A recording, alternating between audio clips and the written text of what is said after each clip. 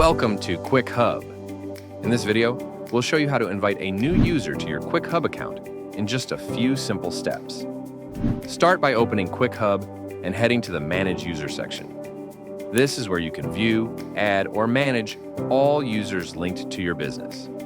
Next, click on Add User to begin creating a new user profile. Here you'll see a form where you can enter the user's details. In the User Details section, type in the user's first name and last name. Then, enter their phone number and email address. Make sure all the information is correct before moving on. Now, under Assign Business, select the business you want to link the new user to. This ensures they have access to the right workspace and features. Once everything looks good, click Save. You'll be redirected back to the Manage User section, where you can confirm the new user's details and verify their access. And that's it. You've successfully invited a new user to Quick Hub.